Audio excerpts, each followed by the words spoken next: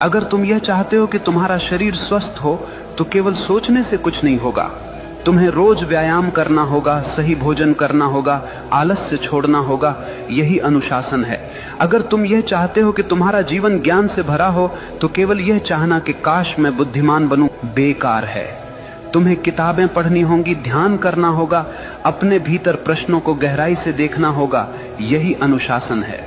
याद रखना, चाहत बीज है और अनुशासन उसका पानी। बीज कितना भी महान क्यों न हो, अगर उसे पानी न मिले तो वह सूख जाएगा।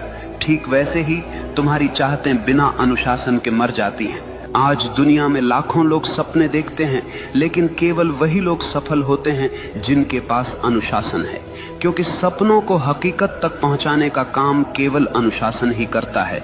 और अनुशासन कोई कैद नहीं है, अनुशासन तो आजादी है। आजादी इस बात की कि तुम अपने ही आलस्य, अपनी ही कमजोरियों और अपने ही डर से मुक्त हो जाओ।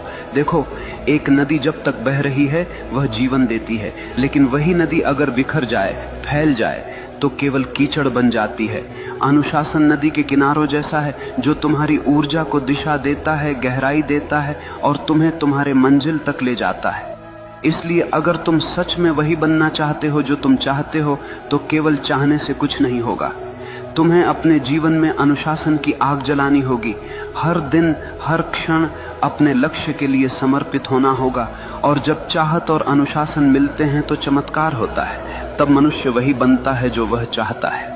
मनुष्य वही बनता है जो वह गहराई से चाहता है। लेकिन याद रखना, यह जीवन कोई खेल नहीं है, यह तुम्हारी चेतना की यात्रा है। अगर तुम अपने भीतर नीच विचार रखोगे तो तुम जीवन को नरक बना लोगे, और अगर तुम अपने भीतर ऊंचे विचार, गहरी चाहत और अनुशासन रखोगे तो यही जीवन तुम्हें स्वर्ग बना देगा। सवाल यह नहीं है कि दुनिया तुम्हारे खिलाफ है या साथ में है, सवाल यह है कि तुम अपने साथ हो या नहीं।